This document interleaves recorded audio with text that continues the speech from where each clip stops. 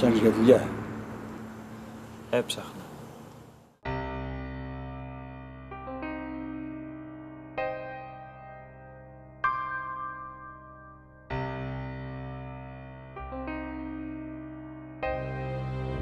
Καλύτερα να φύγεις.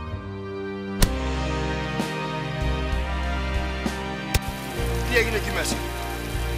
Όλος αυτός ο θυμός. Δεν ήσουν εσύ, τι σκάτα! Έφυγε! Σου σημείωσα 2-3 δουλίτσες ακόμα, αν σε ενδιαφέρει. Δεν είναι καιρός για επιλογές. Περνάμε δύσκολες εποχές. Όλο αυτό, η οικονομική κρίση, ανεργία, ξέρεις. Αλλά είμαι σίγουρος ότι θα βρεις αυτό που σου ταιριάζει.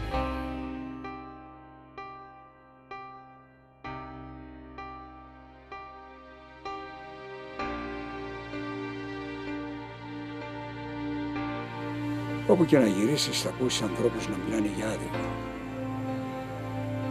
Τι είναι άδικο? Άδικο είναι να μην μπορείς να αποφασίσεις για σένα. Όταν κάτι άλλο σου ορίζει τη ζωή.